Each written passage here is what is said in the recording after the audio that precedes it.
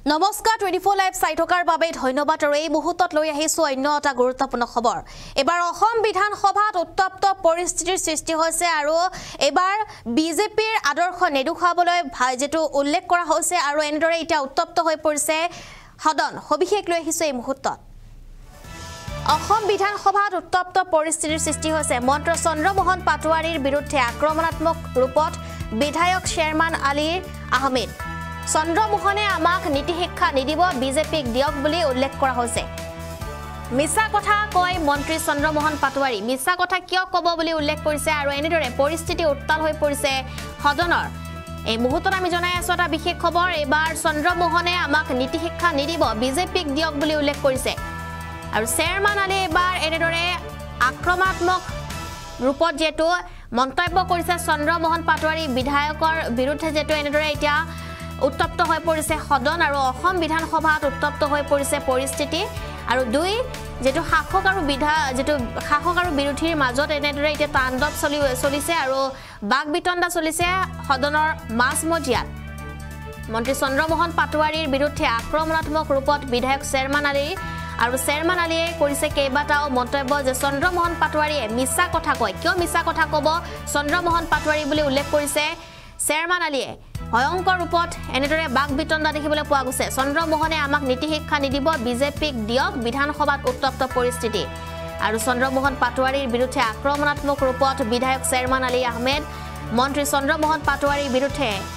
বিস্ফোৰক মন্তব্য চন্দ্ৰমোহন পাটোৱাৰীয়ে আমাক নীতি শিক্ষা নিদিব মিছা কথা কয় চন্দ্ৰমোহন পাটোৱাৰী বুলি উল্লেখ কৰিছে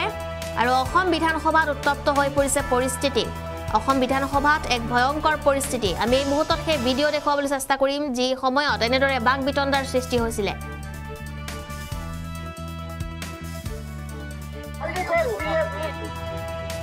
বিধানসভাৰ তৰফৰ পৰা ডিচিলৈকে মেছেজ এটা গৈছে আৰু ডিচিও এই কথাটো মানে ইমান ডেপথত গৈ হয়তো আলোচনা কৰা নাই কালি ৰাতি মই ডিচিৰ লগতো কথা পাতিছো প্ৰায় 11টা বজাত ডেপথত আলোচনা কৰা না মানে চিফ সেক্ৰেটাৰী ওএম ইস্যু কৰিছে why the DC is not serious this is not the first time this is the second time how the DC can take it lightly এনেকুৱা কথা নহয় নহয় যদি এইটো কয় ওএম ইস্যু কৰিছে ওএম ইস্যু কৰাৰ পিছত ডিসি লাইটলি লেজিটিমাইজ কৰে ইয়াত সিৰিয়াছলি লোৱা নাই অধ্যক্ষ মহোদয় গাৰ্জেন মিনিষ্টাৰ এনেকুৱা উত্তৰ দিলে why the DC has not taken it ৰিপ্লাইটো খুলক শুনাব ওএম দিছে আৰে প্লিজ আৰু এবাৰ নহয় দুবাৰ আমি কি সদায় এপিল কৰি থাকিম নেকি হ'ব প্লিজ সদায় এপিল কৰি থাকিম how the officer dare to do such thing honorable member chairman please sit down please sit down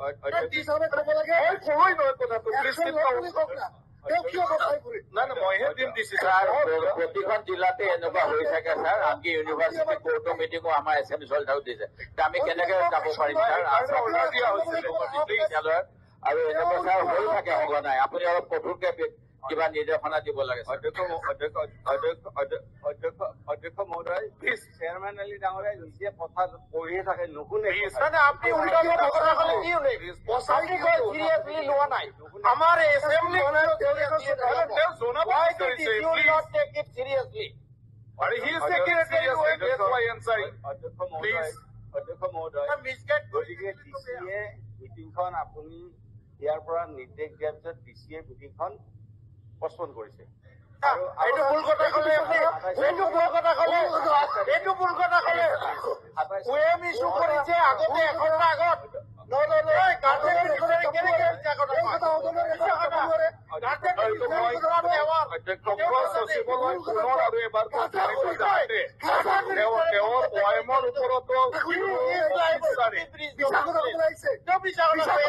এনেকুৱা ভুল নকৰে স্থাপন কৰিছো